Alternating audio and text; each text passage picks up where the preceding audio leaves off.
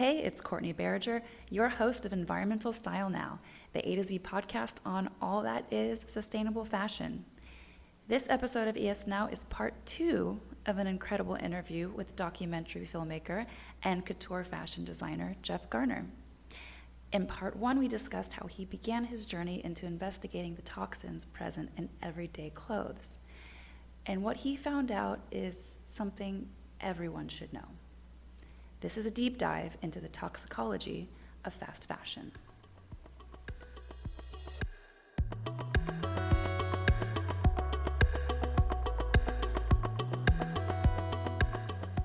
Hey, it's Courtney Barriger, and this is part 2 with Jeff Garner on the groundbreaking documentary Let Them Be Naked, premiering on Amazon worldwide next month. We're going to go ahead and just jump right into the most informative part of the conversation. Let's go. Picking back up. So I want to know, what are the most concerning chemicals found in fast fashion items or just clothes in general? And what are some certifications that we can turn to that already exist right now? That's a very convoluted question. All right. So, um, I mean, the majors are formaldehyde, any carcinogenic chemical that's added for the textile industry. So formaldehyde's a major one. Non-phenol is another one. You have chromium and nylon, for example. So it depends on the fabrication, a lot of these chemicals. But formaldehyde you're going to have in every synthetic dye, practically.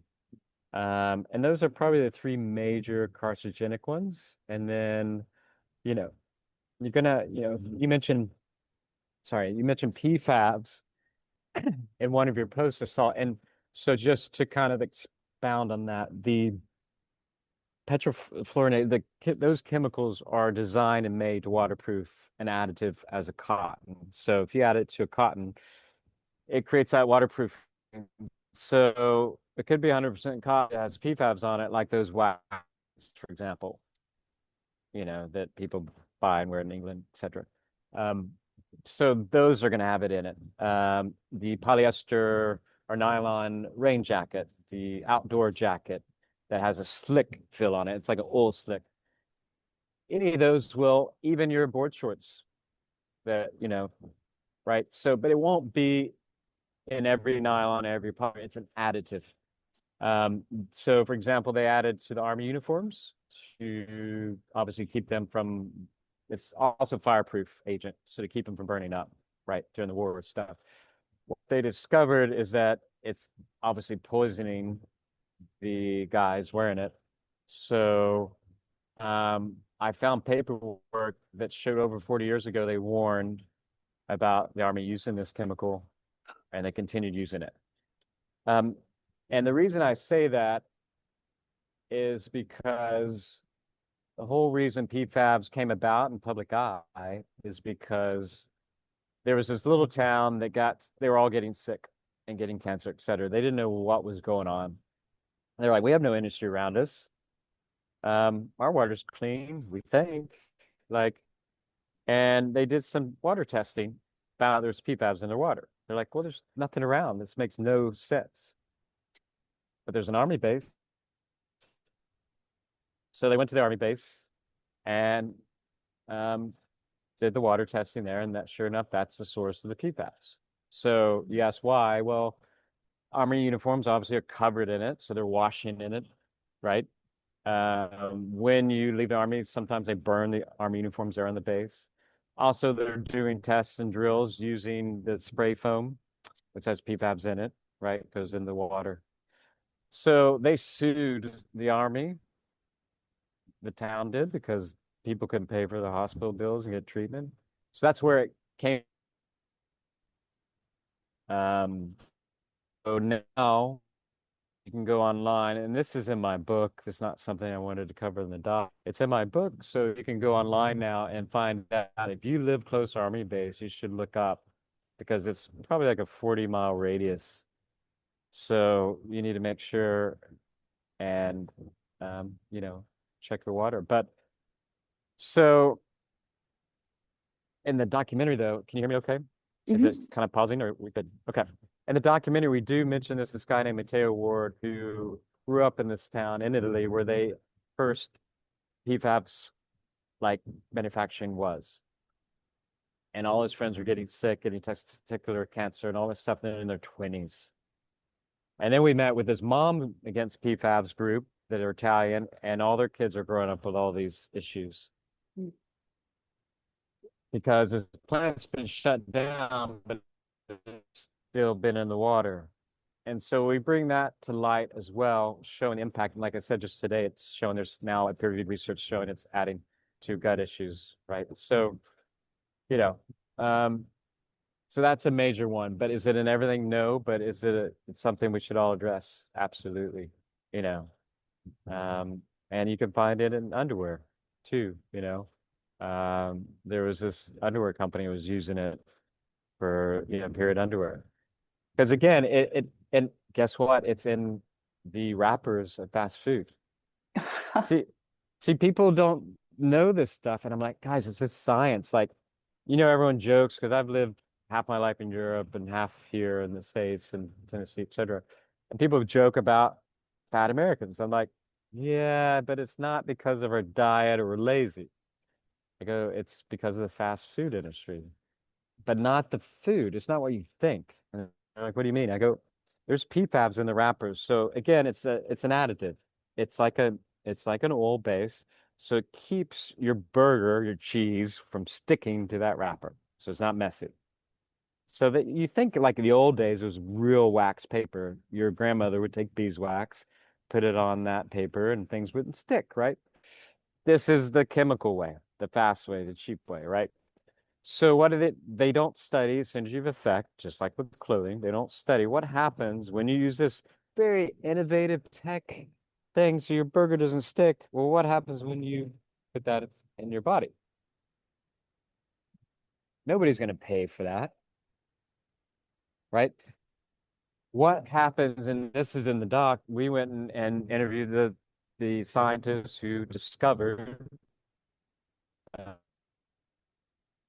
EPA, right? So in the sex. And they're like, huh, why is this happening? And they realized they pinpointed it back because everything was clean except their test tubes were made of plastic.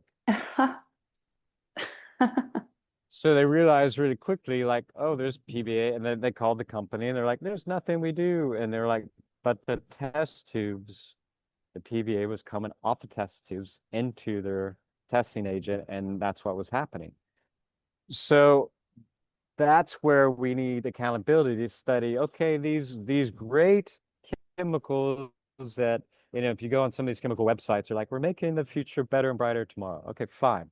We all love convenience. But you shouldn't be allowed to put that chemical on the market until all due diligence and tests have been done. What does it do to the human body?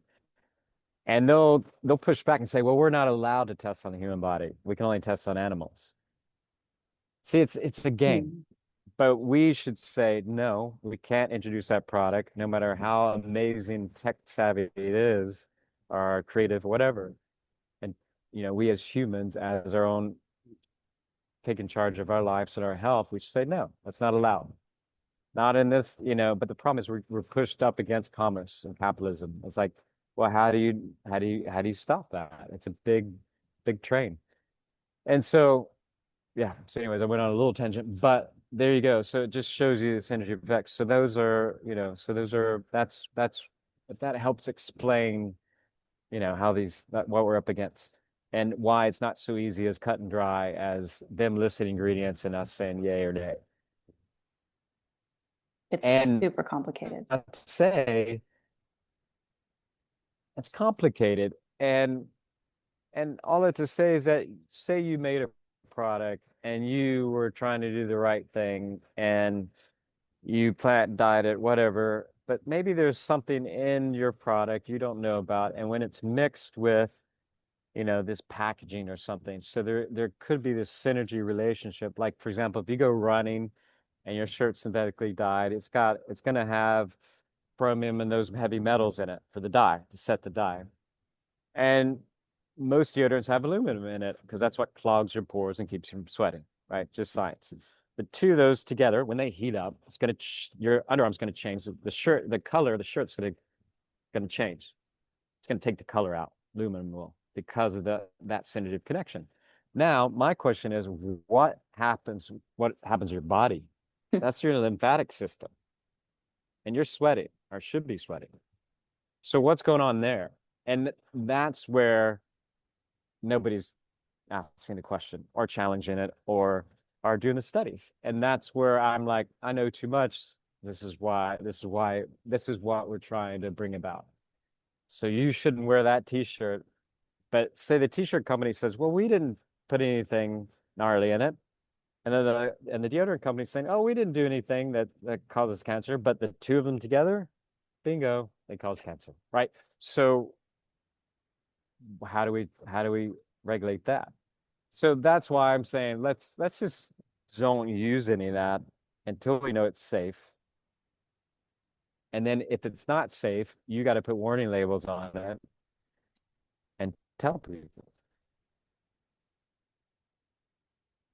Um, How do you feel about some of the certifying bodies out there, like Ecotex? Um, they're supposed to be checking for toxins and such things. can I take the fifth on that? I want to have some friends left. Um, Yeah, you can. You can. I'll just say this, not to throw anybody under the bus, because that's I of it all. These certification programs didn't exist when I started. I've honestly kind of know more than most. Do they give a consumer peace of mind? Are they better than the standard stuff? Yes. Do they test in product? No. Are they clear and free and toxic free? No. They don't test that. There's no way for them to regulate that. So as a consumer, again, it's your responsibility. You're wearing it. You can't rely on this and trust this. And it is a marketing. If they were doing it for free and to help out the world, then I would have a different opinion. But it is for commerce and money. So again, you know, I'm trying to raise money to have a free lab for everyone to go and test their clothing. That's what I'm trying to do. Wow. And, you know, so if they want to do that, that show me the sign of like, okay, that's your intention. Okay, cool. And we interviewed one of them in the film, and they were straightforward with this. And they were worried I was going to like throw them on the bus. I said no. And they were like, this is what we can do. This is what we should be doing. And this is what, you know, and they were just honest. And the reality is they don't have the manpower to test everyone. So it's self-regulated. And so we all know with self-regulation, there's some honest people and some dishonest people. And that's just how it is. It's like asking people to not cheat on an achievement test or something. I don't know. And I don't know. It's just like human nature, you know. Yeah, if they're not testing the end product.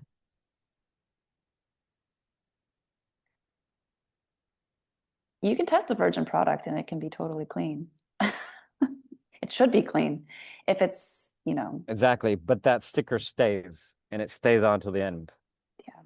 So that's to me is I'm a Tennessee boy. I go, that you're just misguiding right there. That's not the way we should do things. What about I see things like print on demand companies that do t-shirts that say toxin-free ink for print on demand. You What's can you can say whatever you want to say, but it's not the truth. No, I started in I think I told you I started in music. So in Nashville, Tennessee, I designed for all these bands. And it was fun. Stage clothing, merchandise, etc. So I got into printing very quickly and I realized, oh, that pastel ink, that's gnarly. Guys were in their 30s getting just breaking out, hormone disruption, blah, blah, blah. And I was like, there's no way I'm gonna do this. So I went to a Wilflex ink in Atlanta and we created an organic pigment one, but it wasn't clean, but it was better. Um, I just from my knowledge, and I checked in with them when I was doing this film, there's not a complete answer yet for Mhm. printing. you hear about soy inks and stuff. Again, like maybe the main component is clean, but the rest of it to make it work is not. And so it's a problem that a beautiful problem that could be solved. So to me, it's exciting. It's like, okay, great. Now you have a reason to change it because people don't want to wear plastic ink anymore because it has PFABs in it. So these poor little babies that have a print of like, mommy and daddy right here, and they're taking it in their nostrils. Yeah, not good. So that to me will be an incentive. And then they'll be like, oh, great. We're going to change the world by creating the first non-toxic, ink. Hmm. You know, I've made it. I made it for painter friends of mine that were going a little nuts, painting with oil. I made it on my plant dyes. Is it hard? Yes. Does it take time? Yes. You know, can be done though. It's like old world craftsmanship, but in today's overpopulation, that's I think where it gets tougher, you know? How do we clothe the world when I mean, we have enough clothes, like you said, to clothe the world right We now. do. Yeah. We do. So if we just stopped, right? Business, but they'll find positions and jobs and other means, etc. You know, and we could go naked more. But again, we're going against addiction, right? So, I mean, I would love, you know, again, and I haven't bought anything 20 plus years. I've made everything that I wear. Um, so we could also go back to home textiling. So then you really know what you're wearing, you know? That would be cool. That would be amazing. Um, Yeah, it's super cool. And then you're making what you need. It's a village mentality, you know. we have some of that here in Mexico, actually, some local uh cotton. They weave it here and it's so cool. I feel like it's incredibly Yeah. rare. Yeah. All right, so your film. What's next? Where can we see it soon?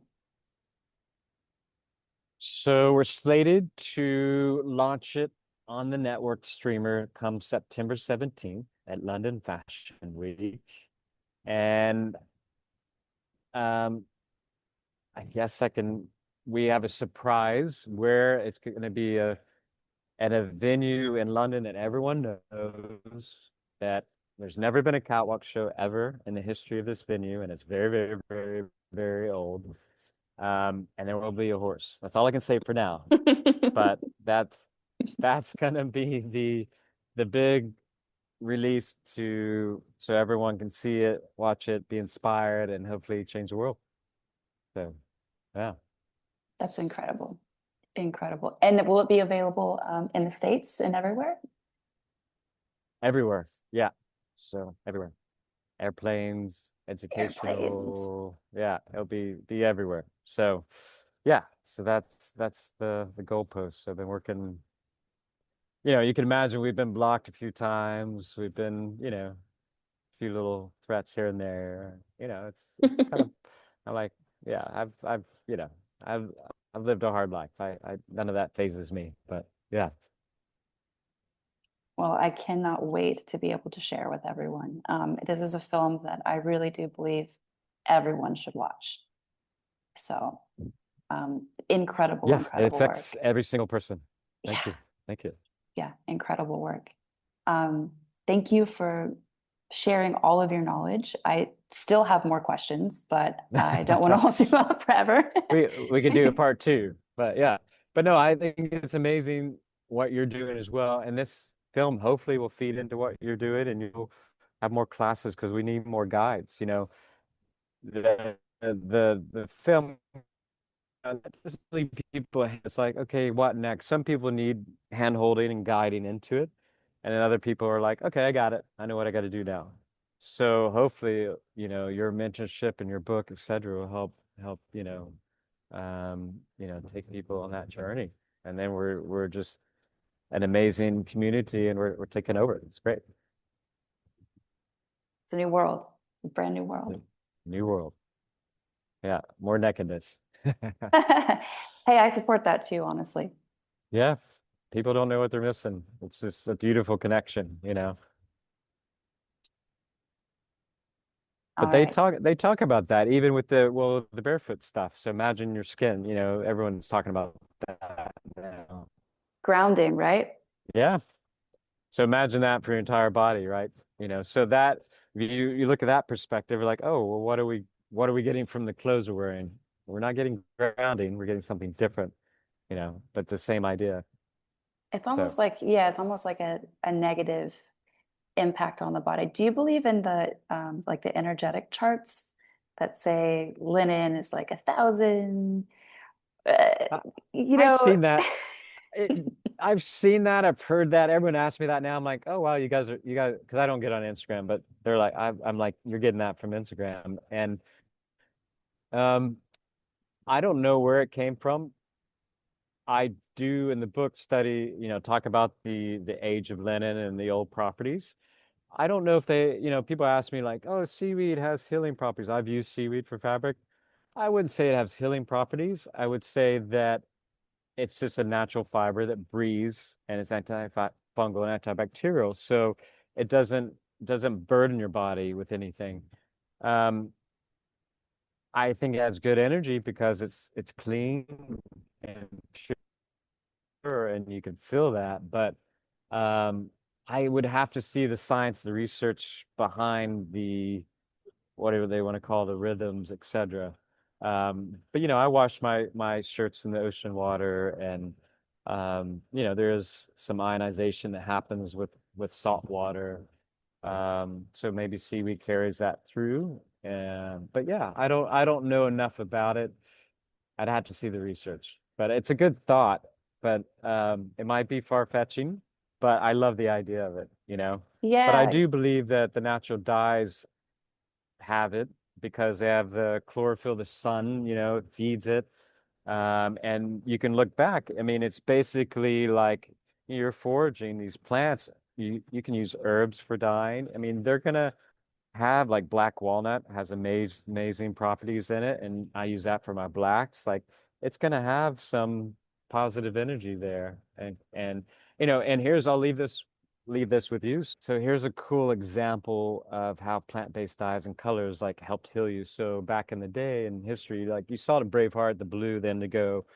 That technically wasn't that time period. They took liberty, which I love because everyone remembers it. But it was the Picts who used it in battle before, and they would paint themselves. And the reason they would use woad is because it had healing properties. So when they would get stabbed by that rusty sword or knife, it would keep them from getting infected, right? So it had antibacterial properties to it. So I do believe that, you know, these plant-based dyes carry that through.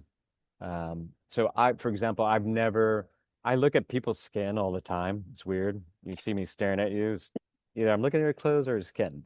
But you know, most guys are flaky when I look at their skin. They got their sleeve rolled up and I can see the top of their arm. I've never had flaky skin in my life. Now, it's not the moisturizer thing. Sometimes I don't use moisturizer. I don't have to, which is another thing. So why do I not have to use moisturizer ever? And they do. Well, think about it. They're wearing these poplin starched button-up shirts for work. What's starch going to do? It's going to suck the oxygen out. It's going to dry your skin. So, for example, the denim factories and you know that manufacture in Xingtang, which I've been and filmed, Pearl River flows like dead because of the denim industry. Starch the denim, sucks all the oxygen out of the water, so it kills everything. Again, just science. So, what does it do when you put it on your body? Your legs are dry from wearing denim, mm, right? So I've never had to wear, you know, and then you're putting usually a chemical lotion on your body. So it's like we're getting constantly bombarded. Your body doesn't have time to get rid of it, to detox. And that's when the bioaccumulation happens. And that's when it acts out into disease or getting sick, et cetera, 'cause it's had enough. So yeah, actually, I've stopped wearing denim. Not just because I'm in Tulum and it's hot, but it was for that reason. I yeah, just kept having the same dryness, the same areas that were itchy and dry. I'm like, something's not right here. Yeah, look at guys, and I'm a cowboy. I ride horses every day, but I wear my hemp shepherd pants and whatever. People, sorry, I can't wear the Wranglers. But, you know, I remember as a kid I used to, but all my guy friends would wear them. Look at their knees. They're all dried out because they've been rubbing. So something we also mentioned in the doc, and one of the scientists mentions it, says, we get these chemicals from abrasion. So there was a also in our book and the doc, it talks about the Delta Airlines uniform stuff, and one guy would just get it from rubbing his hands on his pants, the chemicals, right? So imagine wherever you're rubbing the denim on your knees when you're riding, why is your knee bald? Why is it dry? Hair follicles again is receiving it in, right? So you really can break this stuff down if you analyze it, which I do, and then you break it down with science. You're like, okay, yeah, that makes perfect sense. We just haven't talked about it. We haven't put this together. And that's why I go back. I didn't write a book to write a book. I give you full respect because I that process of writing a book, I did it in like I think 4 nights, whatever. And then I hired an editor to help me because my thoughts were going nuts. Mm-hmm. And anyways, and it was great, but to get all this in one place, so the synergy was there. And that's and putting it together. Once you put it together, then you view life differently and then you can see it for what it is. And then you're like, oh wow, okay, this is how it all connects. And that's why I wrote it, not for anything other than it's like a manual. I call it a handbook, more or less. Which I'm going to constantly update too. But yeah, anyways, It's also called Let Them Be Naked. it's also called Let Them Be Naked. Yeah. It's Easy. out Okay. on, it's on Apple, it's on Amazon, it's at your local bookstore. I got my friend's publishing company to do it. It's called Ingram, and yeah, they're awesome. And that way everyone can have access to it. But obviously I love small town bookstores, so they can get it from them too. But yeah. So, yeah, thank you, Jeff. That was an amazing conversation. And everyone, please be on the lookout, mark your calendar for Let Them Be Naked on Amazon. It's really profound and you don't want to miss it. All right, well, thank you for listening. And that's a wrap.